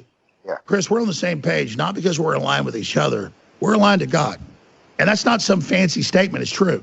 That's why you can meet somebody you've never known, and that you'll finish each other's sentences. Yeah. Because when you're aligned with truth, you're aligned, and we're aligned. And let's just say it. We're not perfect. We want to stay aligned, but my whole life is about stay aligned with God. Stay aligned. Stay aligned. Stay aligned. Stay aligned.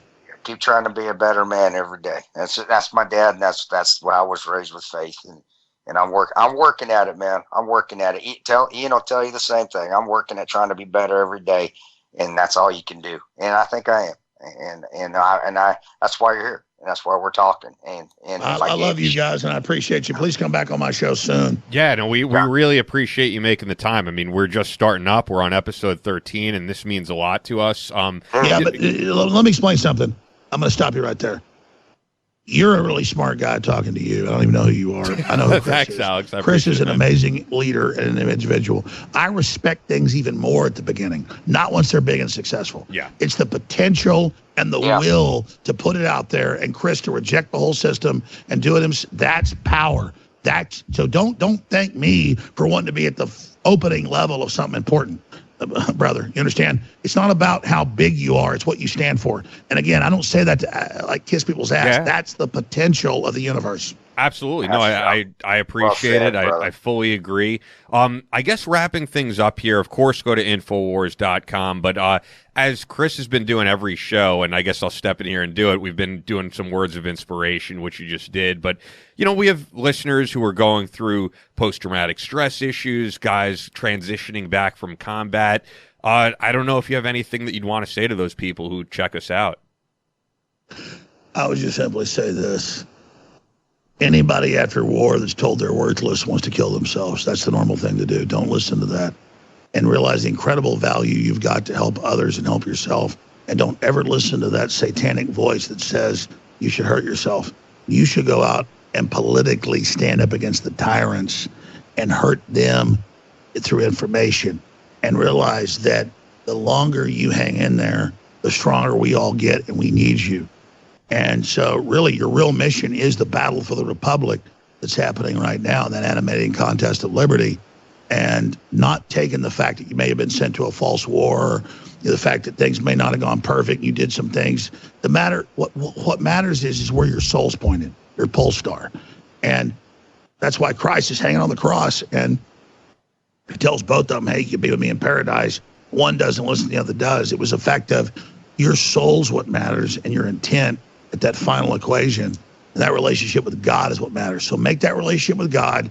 God will heal you and take you to the next level. And don't feel the guilt for things you did when you didn't understand what was happening. Don't let the system make you feel guilty for things that weren't conscious. Go with God, vaya con Dios, and at the end of the day, you're going to be empowered. The enemy is attacking our veterans because they're the real people who've seen the real world. This whole synthetic system is about not facing the real world, living in a synthetic world. So they fear men who've been through the fire because of your leadership potential. And so instead of hating yourself and second-guessing yourself, embrace it as a gift from God and transcend it, and together we can save the world through Jesus Christ. Man, good job, man. I completely agree. Completely agree with that. Just keep pushing on, y'all out there, especially when that demon comes. You can beat them. You can beat them back.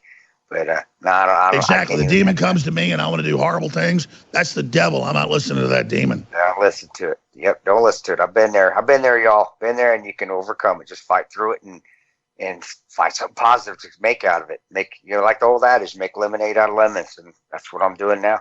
I really am. I appreciate that, Alex. Thanks, man. No, you're right, brother, because there's a lot of innocent people counting on men to stand up for them. So as bad as what you've gone through, there's a lot of children and women and innocents that need your leadership. And patriots and men of God are never arrogant. So they think like if they try to help people or be a leader, it's arrogance. It's not arrogance. It's a duty. You must execute now, and stop worrying about committing suicide, and stop worrying about what you've gone through, and take on the fight, because you think you've out of some fight and now you're here and you don't know where to interface with things. This is the fight now. This is the whole the whole thing. I really appreciate you guys, and I hope you and your co-host, Chris, will come on the show soon. I love you. Oh, anytime, Alex. Thanks so much, man. Yeah, bro. I love you. No, brother. don't thank me. It's an honor to be here. It's an honor to be here, and it's what it's all about. Be safe, man. Go get some hot tea. I know you got some more talking to do later, brother. I'll talk to you again soon, man. Thanks again. All right, thanks, guys. All right, brother. He's intense. I love it. He gets intense. To me, that's awesome. Whatever people agree, disagree. When you're intense, even like I said, I have a different view of actors now from what I saw with Pablo and John Krasinski and Denman and Martini. When you give 110%, I don't care what it is. To me, that's admirable. That's admirable. Just like we're talking with Kobe earlier, you give 110%, whether you like it or not, whether you follow basketball or not. If you have a craft and you give it all you can give it, that is admirable to me, whatever it is. And I admire that. And I think people should admire that, whether you like what Alex says or not, whether you like what when Megyn Kelly in her heyday, I did a few interviews with her.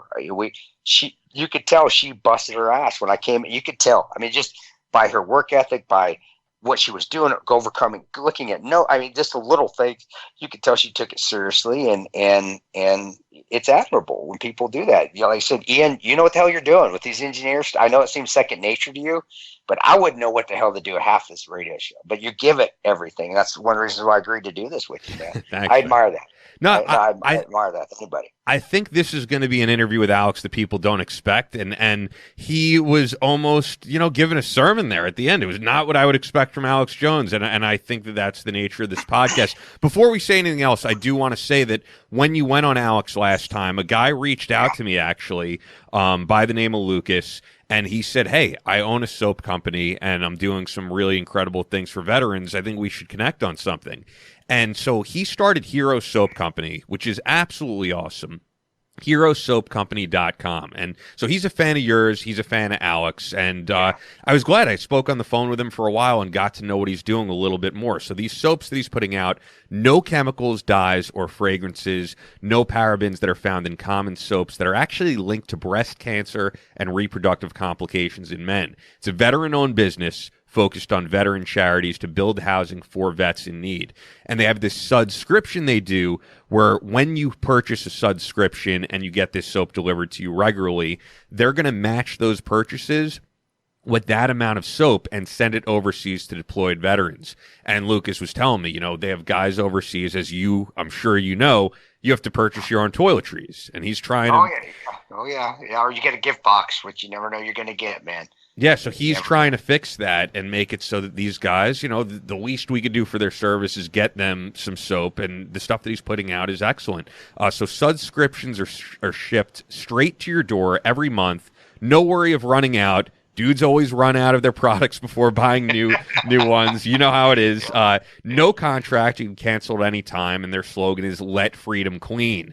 So use the promo code Battleline at checkout to save 15%, and you can combine that with the 10% off for the subscription for best savings. The convenience of having those soaps delivered straight to your door. Prior to the company, as Lucas was saying to me, he would always run out of soap completely before getting more, and he thinks a lot of guys are in that same boat. Very true. And my favorite thing that he said to me when we were on the phone, he was like, "I don't know if this is appropriate for your audience. I don't know if you want to put this out there, but our peppermint plus cool soap that you're going to see on the website," he's like, "the only way I could describe this stuff when you're using it, it's like you're at the top of Mount Everest naked and just feeling that wind on your balls." He's like, "This is some powerful stuff." And he's like, "But let the audience know, just for men." He's like, "This is not a woman's product for obvious reasons you don't need me to get into. But the peppermint plus cool soap, that's his favorite." And all this stuff is great. I mean, he's doing great stuff for veterans. So I'm really psyched to have them on board for this one. That cooling, it's eating a York, like that York peppermint patty, but down in your taint, down in that nether region.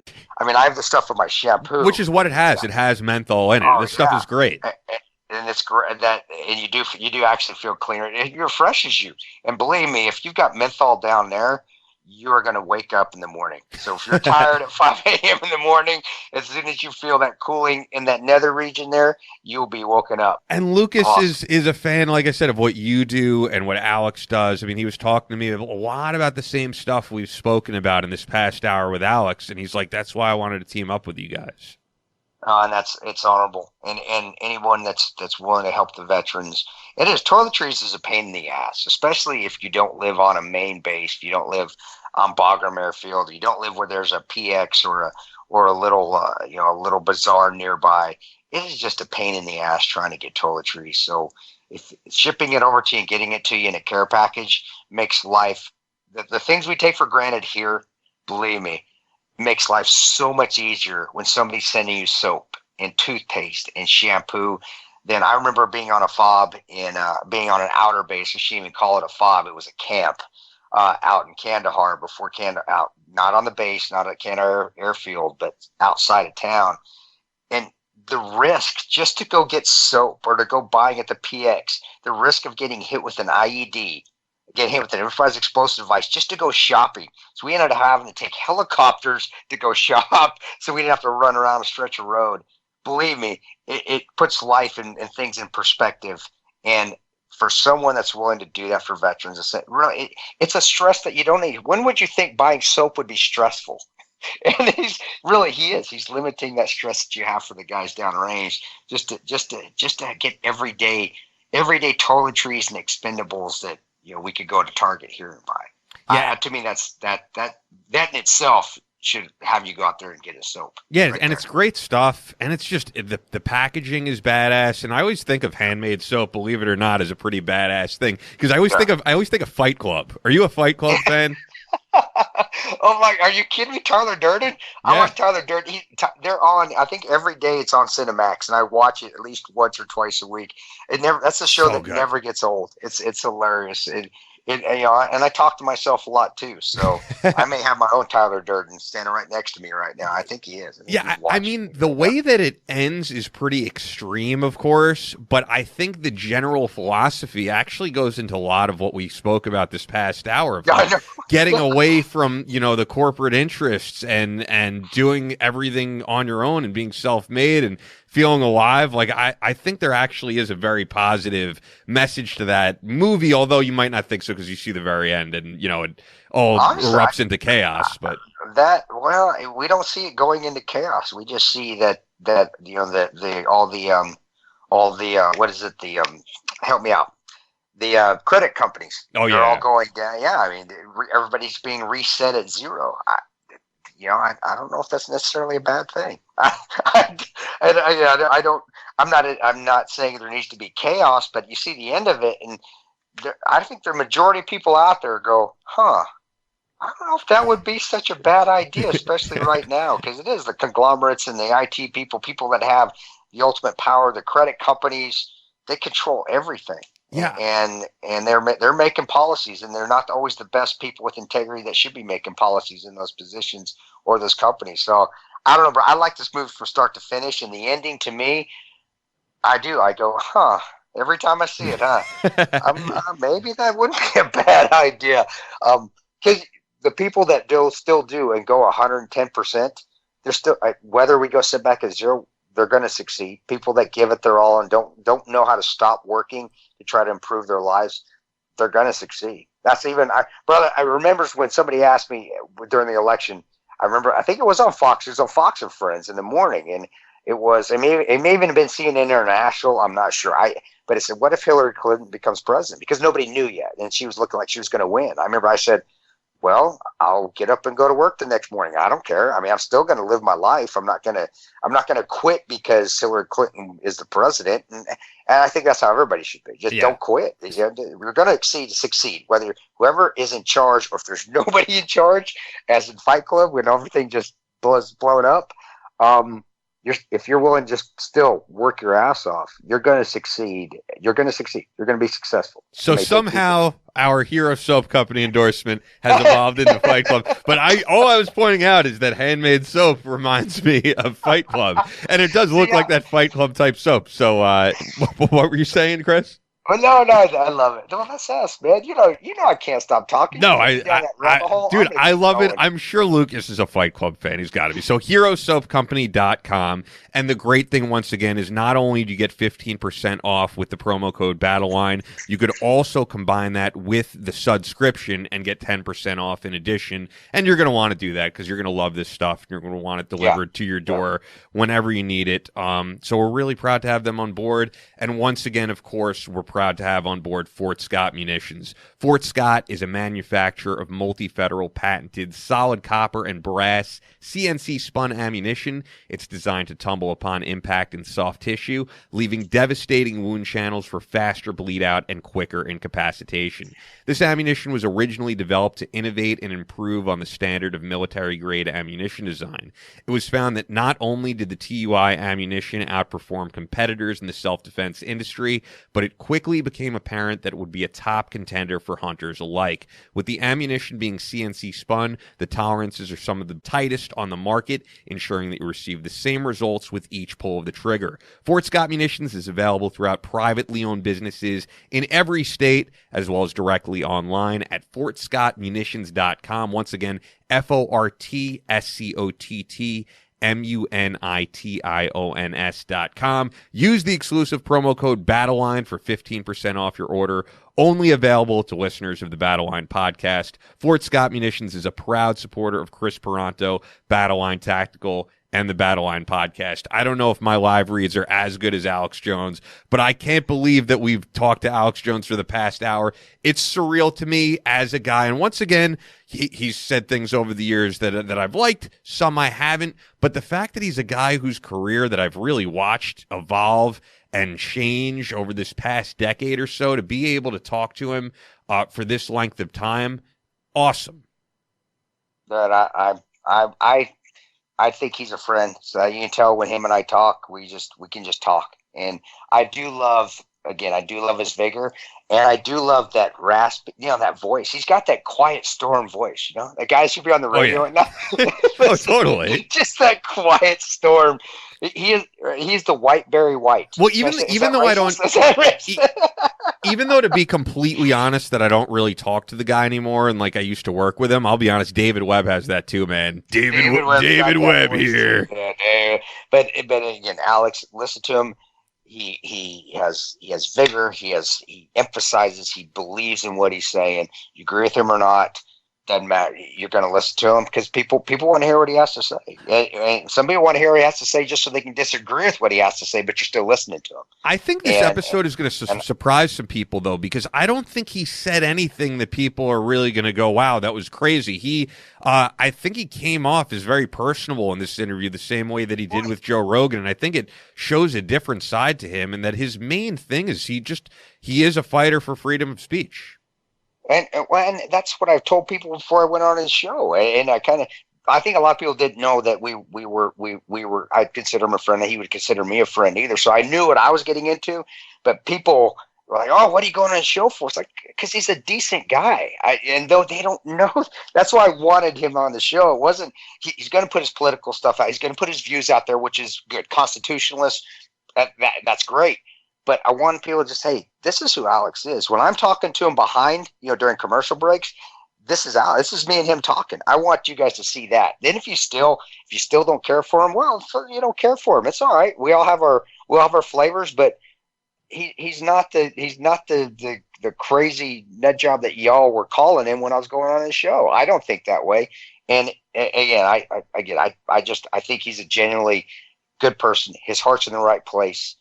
And he just has a lot of intensity, and that's just how he is. And again, he's not for everybody. That's fine. I'm not for everybody. Ian's not for everybody. But at least you're seeing another side of him. And maybe some people are like, really, maybe I was a little bit wrong on my interpretation. Yeah. And that's always I want people to go, huh? Just like the Fight Club when everything blows up. Maybe my mindset's not in the right place. Maybe I was wrong in this aspect. Just make people think. That's what we're here for. Free thinkers, common sense. I agree. I really enjoyed having him on. We have some great guests lined up for the coming weeks. I try not to preview everything because things fall apart sometimes. And I didn't preview this out because I was like, is Alex Jones really going to come on? And it's surreal to me that I got to speak with him. Trust me. What's wrong with you, Ian? No, it's not that. It's just it's such son of a bitch. With how busy he is, I could see him being like, guys, can't do it, But he did it. He was great, and man. Fantastic. So thanks again to the listeners for their support. We can't do this without you. Our great sponsors, which we don't have Ned this week, but like next week, Ned, of course, Hero Soap, Fort Scott Munitions. Today is going to be out. Today's best damn workout clothes out there. It's what you always see me wearing, man. KTP line, they are fantastic. But we'll get to that next week. Yeah, they'll be on board with us next week. They'll be on the episode with Tanya, so that'll be a couple weeks away. We're just lining everybody up. I mean, even though they're a smaller company, only did one episode, we love Everyday Grind Coffee. So yeah, and if you're looking to come on board, shoot us a message anywhere.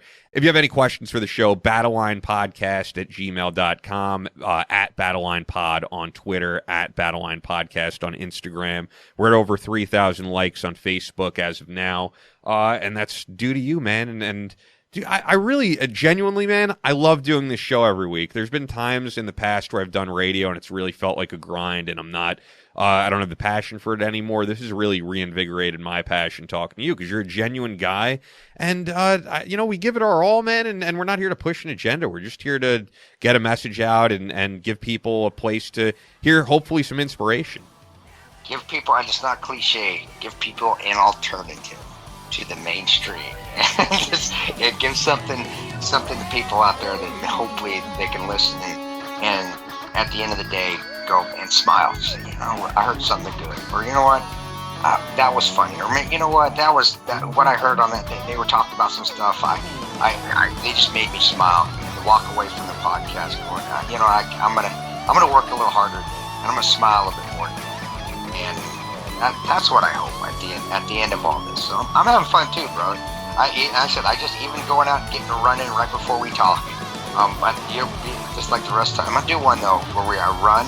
And we actually do the podcast while I'm running. Like when you talk to me on the phone, I would do it. You'll have a heart attack. Yeah, I would. You know me. I'm very, I'm ridiculous with the tech issues. But yeah, no, great stuff, guys. And we'll be back on Monday.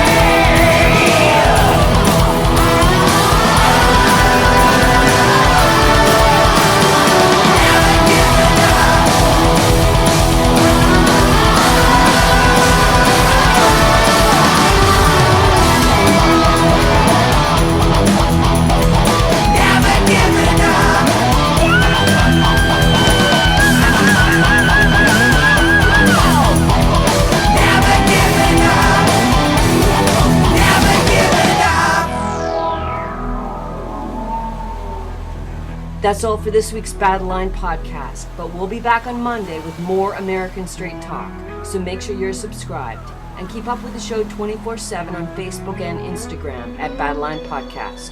Also on Twitter at Battleline Pod. As always, never quit.